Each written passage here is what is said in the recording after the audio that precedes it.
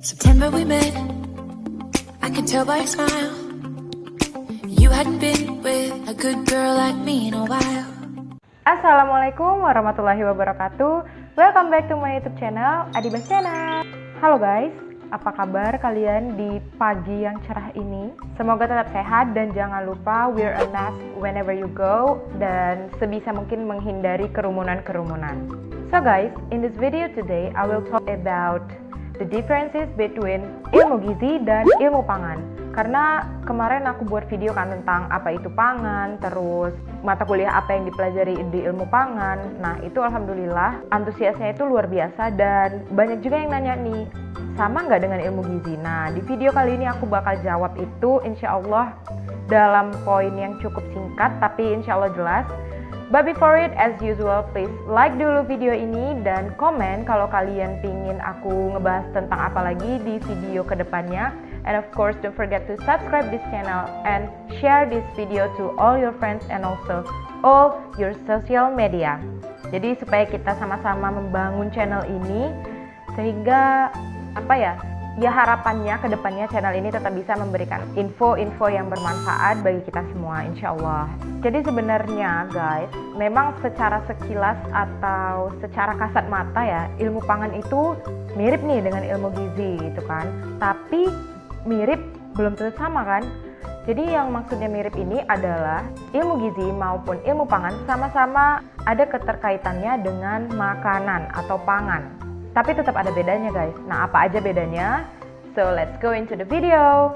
Perbedaan yang pertama, of course karena dia namanya aja udah beda ya, ilmu gizi, ilmu pangan. Jadi sub bidang atau bagian-bagian dari bidang yang dipelajari itu juga berbeda tentunya. Nah kalau ilmu gizi sendiri itu mempelajari tentang kandungan yang ada dalam makanan dan bagaimana pengaruhnya atau hubungannya dengan kesehatan manusia. Jadi lebih fokus di situ guys, lebih fokus di kayak kesehatan-kesehatan gitulah yang ditimbulkan oleh konsumsi suatu makanan. Dan harus diingat, dalam ilmu gizi sendiri itu nggak sesederhana yang kalian bayangin. Karena setiap individu atau setiap orang itu memiliki gizi yang berbeda. Bukan memiliki gizi yang berbeda sih, kayak kebutuhan gizinya itu berbeda-beda sesuai dengan riwayat makanannya, terus riwayat penyakitnya dan pola hidupnya seperti itu. Jadi disinilah ilmu gizi berperan dalam itu tadi, memberikan kayak informasi-informasi tentang gizi seperti apa yang dibutuhkan oleh individu A, B, C, D, E, F, G sampai Z kayak gitu. Sedangkan ilmu pangan seperti yang udah aku kasih tahu di video yang sebelumnya, bahwa ilmu pangan ini fokus ke makanannya gitu. Jadi dia lebih fokus ke pengolahan, penyimpanan, terus pengemasan dan lingkupnya itu pokoknya di pangan itu gimana supaya pangan ini bisa dikonsumsi dengan nilai yang lebih tinggi gitu. Bisa nilai gizinya, nilai jual, nilai guna, pokoknya semuanya itu untuk meningkatkan kualitas atau nilai dari suatu produk pangan. Itu tugas dari ilmu pangan. Nah dari situ aja udah ketahuan kan bedanya apa. Oke, now we're going to the second point. Jadi kalau kemarin aku udah buat video tentang mata kuliah apa yang dipelajari di ilmu pangan, nah di ilmu gizi beda lagi guys. Gak seperti yang dipelajari di ilmu pangan. Jadi kalau di ilmu gizi itu yang dipelajari bidang biologi yang mencakup fisiologis dan anatomi. Nah, anatomi itu kan mempelajari tentang susunan struktur tubuh kita gitu kan. Nah, di situ nanti dilihat pengaruh makanan A, B, C, D, E terhadap fungsi-fungsi tubuh itu seperti apa, kayak gitu. Nah, kalau ilmu pangan sendiri dia lebih fokusnya di bidang kimia. Karena selama proses dan pengolahan itu pasti terjadi reaksi-reaksi kimia. Nah, disitulah ilmu pangan fokus mempelajarinya gitu. Jadi benar-benar hampir semua mata kuliah yang dipelajari di ilmu pangan itu berbau kimia. At least we can say about 70% until 80% itu tentang chemistry.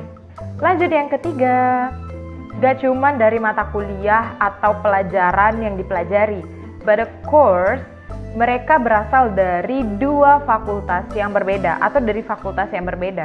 Biasanya nih ilmu gizi itu dinaungi sama kalau nggak fakultas kedokteran, fakultas kesehatan masyarakat, or fakultas ekologi manusia. depends on the campus. Jadi tergantung kampusnya, dia itu masukin ilmu gizi ini di fakultas mana kayak gitu. Tapi ya itu dia tadi berbau dengan kesehatan. Jadi ilmu gizi ini masih pecahan dari bidang kesehatan lah kayak gitu.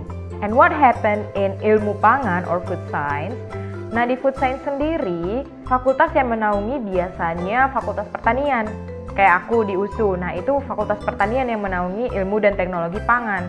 Tapi ada juga sih di beberapa jurusan lain, itu dia di bawah fakultas agroindustri, di bawah fakultas pengolahan pangan sendiri.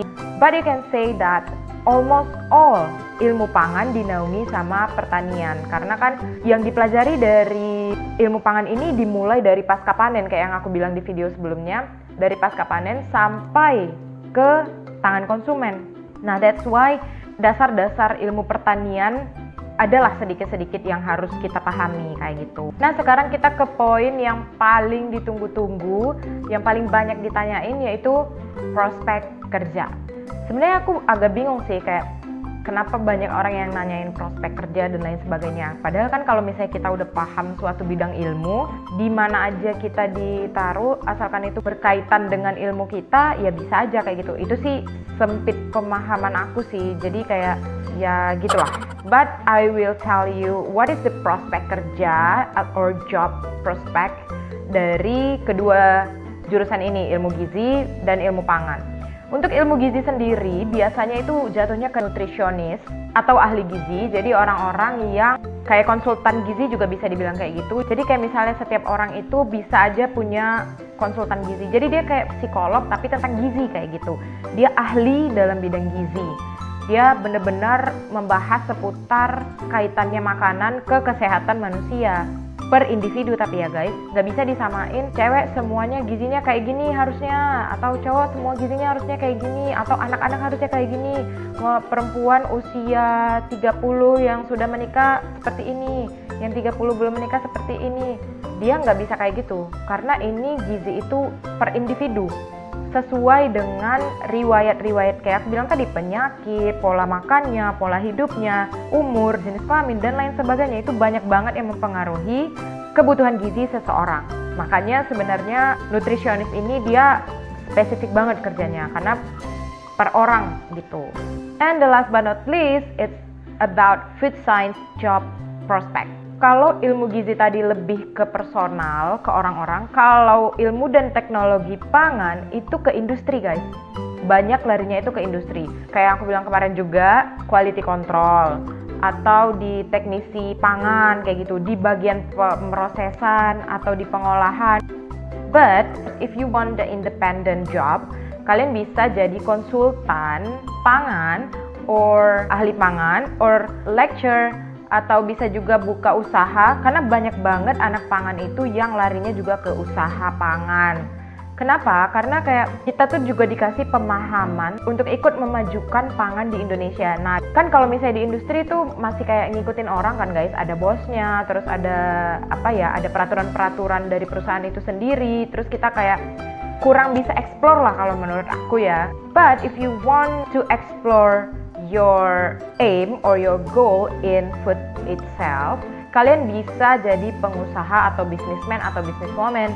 Kenapa? Karena kan dengan membuat usaha sendiri bisa lebih leluasa gitu untuk mengembangkan sebenarnya pangan seperti apa sih yang dibutuhkan di Indonesia, atau pangan seperti apa sih yang sehat dikonsumsi tapi rasanya tetap enak kayak gitu. Nah itu prospek kerjanya dari ilmu dan teknologi pangan.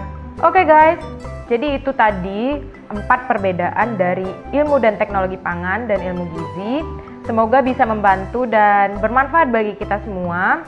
Kalau kalian punya pertanyaan seputar pangan, kalian bisa tanya di kolom komentar bawah. Kalau aku bisa jawab, ya aku jawab. Kalau misalnya aku belum bisa jawab, aku bakal cari dulu dan berusaha untuk menjawabnya ke kalian. And of course, if you feel like this video kind of useful or something, you can like this video and also subscribe if you haven't subscribed yet, and please share to all your friends and all your social media.